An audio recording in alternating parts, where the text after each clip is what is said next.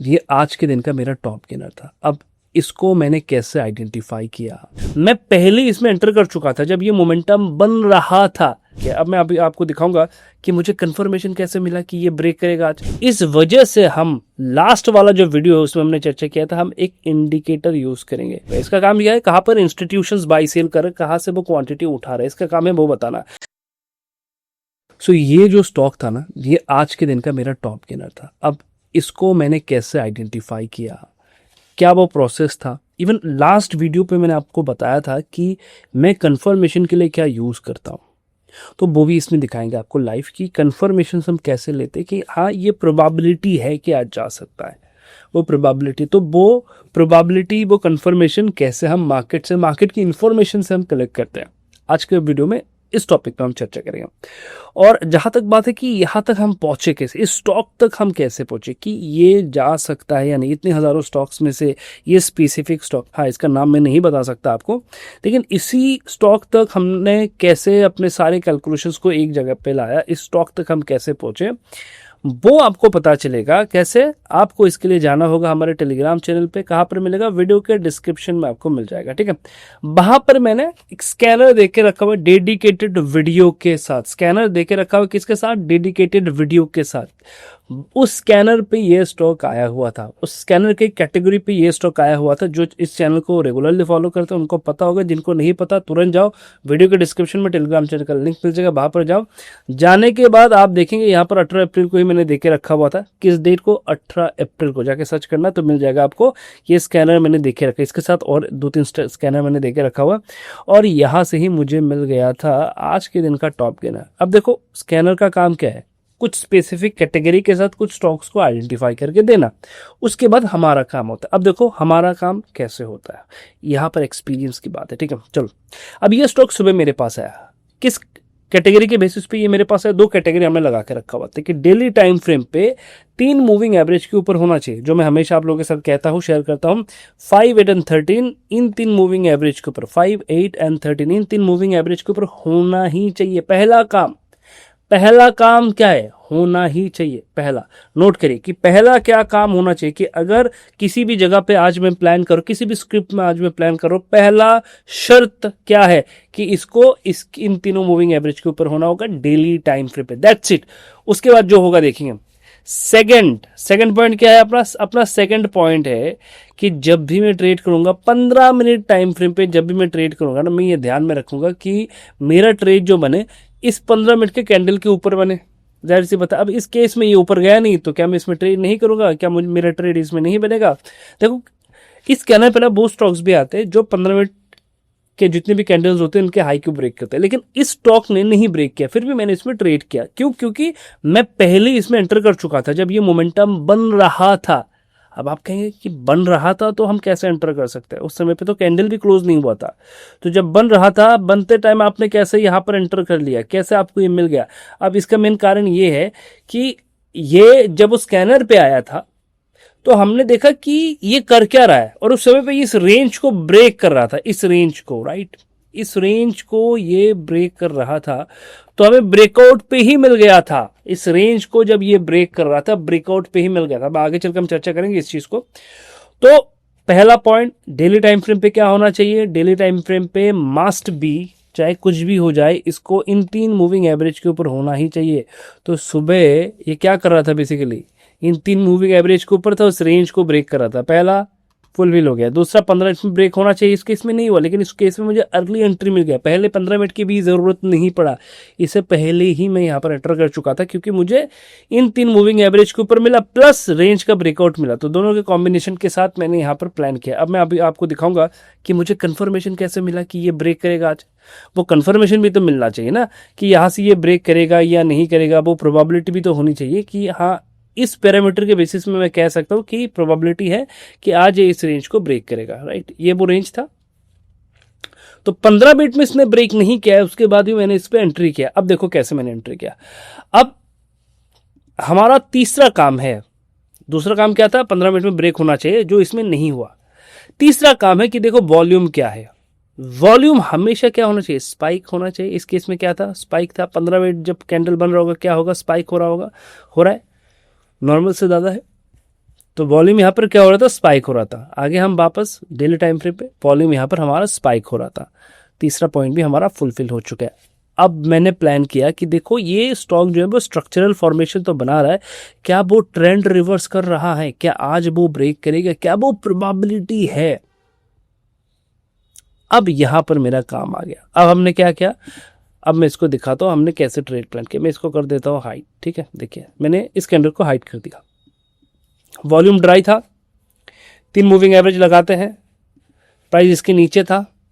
उसके बाद जब ओपन हुआ डायरेक्ट इसके ऊपर ओपन हुआ, तो हमने क्या देखा, हमने देखा चलो ठीक है 3 मूविंग एवरेज के ऊपर ओपन होगा, सब कुछ हमारे फेवर पे होगा, वो तो बात की बात है। पहला काम क्या है यहाँ पर, और एक इंपॉर्टेंट पॉइंट ये है कि जब भी मैं ट्रेड कर रहा हूँ मुझे नहीं पता कि वो ब्रेक करेगा या नहीं करेगा। इस वजह से हम लास्ट वाला जो वीडियो है उसमें हमने चर्चा किया था, हम एक इंडिकेटर यूज करेंगे, क्योंकि मुझे कुछ इन्फॉर्मेशन चाहिए तो इंडिकेटर ही बता देता है। और इंडिकेटर का नाम है OBV, ओपन बैलेंस वॉल्यूम। हमने इसको लगा दिया, तो इससे क्या आइडिया हो गया हमें, ध्यान से देखिए। मैं डेली टाइम फ्रेम पे आपको दिखाता हूँ, ठीक है। ध्यान से देखिएगा, नोटिस करके देखिएगा ट्रेंड रिवर्स कहाँ से हो रहा है। मैं इसको थोड़ा सा और हाईलाइट कर देता हूँ तो आपको समझ में आएगा। ध्यान से देखिए, आपको समझ में आ रहा है कुछ कि प्राइस जो है ऊपर से नीचे गिर रहा था, राइट। प्राइस क्या कर रहा था, ऊपर से नीचे गिर रहा था। ये भी एग्जैक्टली प्राइस के साथ ही बिहेव कर रहा है। धीरे धीरे करके ये रेंज को शिफ्ट करके ऊपर जाने की कोशिश कर रहा है, राइट। रेंज को शिफ्ट करके ऊपर के साइड में प्राइस गिर रहा था, ये भी गिर रहा था, गिरता हुआ नीचे आया, नीचे आया, नीचे आया। अब देखो प्रीवियस हाई को इसने ब्रेक कर दिया। असली खेल शुरू होता है यहां से। उसके बाद उसने और एक लो बनाया जो है ये, और यहां पर वापस से वो और एक लो के आसपास आया हुआ था। अब हम यहां पर देखने लगे कि देखो ये तो कंडीशन बना हुआ है, ये तो कंडीशन बना हुआ है। अब इसको अगर मैं प्राइस एक्शन के बेसिस पे देखूं तो मुझे पता चल रहा है कि देखो ये एक प्रीवियस रेजिस्टेंस जोन था, अब वो सपोर्ट की तरह काम कर सकता है। ये भी सपोर्ट जोन के आसपास आया हुआ है। सीधा चलो 1 आवर पे देखो क्या कंडीशन बन रहा है। 1 आवर पे, 1 आवर पे आते हैं और देखते हैं कि 1 आवर पे इसमें क्या कंडीशंस बन रहा है, ठीक है। 1 आवर पे देखते हैं चलो कि इसमें स्पेसिफिकली क्या कंडीशन बन रहा है। मैं सबसे पहले इसको निकाल के यहाँ पर रखता हूँ ताकि हमें पता चले कि हमें देखना क्या है, ठीक है। चलो देखो यहाँ पर 1 आवर पे क्या हो रहा था वो देखो, ठीक है। जब हम 1 आवर पे आए तो हमने एक चीज़ नोटिस किया कि 1 आवर पे प्राइस जो है एक रेंज को ब्रेक करने वाला है। नोटिस करिए प्राइस क्या कर रहा है, एक रेंज को ब्रेक करने वाला है। और जो हमारा OBV है ये कर ये रहा था, इसका काम क्या, इसका काम है बताना कि कहाँ पर इंस्टीट्यूशन बाई सेल कर रहे हैं। इसका काम यह है कहाँ पर इंस्टीट्यूशंस बाई सेल कर रहे हैं, कहाँ से वो क्वांटिटी उठा रहे हैं। इसका काम है वो बताना कि प्राइस चले या ना चले। अगर वॉल्यूम में किसी भी तरह का हरकत हुआ तो इसमें आ जाएगा, ठीक है। तो हमने देखा देखो ये एक रेंज बना रहा है नीचे से कुछ इस तरीके से, और नोटिस करेंगे तो हमें पता चलेगा कि ऊपर के साइड से ऐसे एक रेंज बना हुआ है, ऐसे एक रेंज बना, कुछ इस तरीके का रेंज बना हुआ है। तो क्या ये प्राइस में दिख रहा था ये पूरा रेंज, तो हमने देखा कि चलो प्राइस में इस रेंज को मिलाते हैं, ठीक है। यहां से हम प्राइस में सेम रेंज को मिलाते हैं जो यहां पर जाके कंप्लीट होता है, ठीक है। इस जोन के आसपास जाके ये रेंज जो है वो कंप्लीट होता है। अब हमने देखा कि देखो प्राइस तो नीचे आया लेकिन इसमें कुछ खास गिरावट नहीं है, तो वॉल्यूम तो अभी भी स्पाइक है, प्रीवियस तो अभी भी नीचे है, और ये धीरे धीरे करके ऊपर की ओर जा रहा है। जैसे ही ये इसको ब्रेक करेगा ना मैं ट्रेड को प्लान करूंगा। ये मेरे दिमाग में आ गया था कि जैसे ही इसको ब्रेक करेगा मैं प्लान करूंगा, और उस समय पे प्राइस इसके ऊपर होना चाहिए। क्या होना चाहिए, इस मूविंग एवरेज, ये जो रेजिस्टेंस हमने ड्रॉ किया इसके ऊपर होना चाहिए, और प्राइस इस बॉक्स से बाहर निकल जाना चाहिए। अब क्यों मैं कह रहा हूं कि बाहर निकल जाना चाहिए, ध्यान से देखो। मैं इसलिए कह रहा हूं कि अगर आप देखोगे ना यहां पर वॉल्यूम, ये तो नॉर्मल वॉल्यूम है क्योंकि ये जो इंडिकेटर है वॉल्यूम को कैलकुलेट करके बना हुआ है, तो ये यहां तो नॉर्मल वॉल्यूम ही है। अगर आप देखोगे ये तो नॉर्मल वॉल्यूम है, राइट। ये वॉल्यूम क्या है, नॉर्मल है। तो मैं कैसे समझूंगा कि आज एग्रेसिव बायर है, तो वॉल्यूम जब आएगा तो वॉल्यूम इसके ऊपर रहना चाहिए, दिन भर इसके ऊपर रहना चाहिए। ध्यान से इस पॉइंट को समझो, की पॉइंट है कि देखो भाई यहाँ पर जो वॉल्यूम जनरेट होगा ना तो वो इसके ऊपर जब निकलेगा तभी हम समझेंगे कि बायर है, स्ट्रॉन्ग बायर है, और बस दिन भर इसके ऊपर रहेगा, इसके नीचे नहीं आएगा। किस टाइम फ्रेम पे, 15 मिनट ले लो, 1 आवर ले लो, कुछ भी ले लो, 15 मिनट में जाओ, 1 आवर पे जाओ, कुछ भी टाइम फ्रेम पे जाओ, तो आपको वो ही समझ में आएगा कि यहाँ पर एक्चुअल में क्या चल रहा है। अब मैं आपको दिखाता हूँ उसके बाद प्राइस ने क्या किया, ठीक है। मैं इसको एकदम स्लो कर देता हूँ, ठीक है। चलो देखो पहला कैंडल बना तो वॉल्यूम में क्या चेंजेस आया देखो। अगर 15 मिनट में जाओगे और क्लियर दिखेगा। पहला कैंडल वाला वॉल्यूम में क्या चेंजेस आया, वॉल्यूम इसके ऊपर आ गया। तो जैसे इसलिए मैंने कहा था कि जैसे ही प्राइस आज इसके ऊपर आ गया था ना, तो हमें पता चल चुका था कि ये आज जाने वाले, प्रोबेबिलिटी मैक्सिमम है। अब देखो सही गलत हर कोई हो सकता है, मैं हो सकता, आप हो सकता हो, हम सब सही गलत हो सकते हैं, मेरे अगेंस्ट पे भी जा सकता था ये। लेकिन जैसे इस रेंज को ब्रेक किया तो मेरे जितने भी थ्योरी थे सभी के सभी यहाँ पर अप्लाई हो रहे थे। और मैंने 15 मिनट का इंतज़ार नहीं किया, 15 मिनट से पहले जैसे इस रेंज को ब्रेक किया और प्राइस इसके ऊपर आने लगा, तो हमने प्लान किया कि आज ये इसके ऊपर ही रहेगा, इसकी प्रोबेबिलिटी मैक्सिमम है। और हमारा ये प्लान था कि पहला रेजिस्टेंस जो है वो इसका टारगेट होगा, पहला रेजिस्टेंस का पहला टारगेट होगा और दूसरा रेजिस्टेंस इसका दूसरा टारगेट होगा।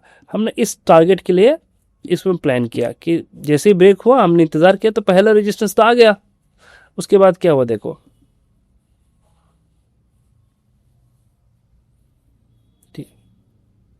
तो उसके बाद यहाँ पर ही प्राइस क्लोज होता है। 15 मिनट में आपको और क्लियर दिखेगा। तो एग्जैक्टली इस ब्रेकआउट पे हमने ट्रेड को प्लान किया। तो हमने क्या देखा, हमने देखा देखो प्राइस ना बार बार यहाँ से नीचे जा रहा है, बार बार यहाँ से नीचे जा रहा है, एक रेंज बन रहा है।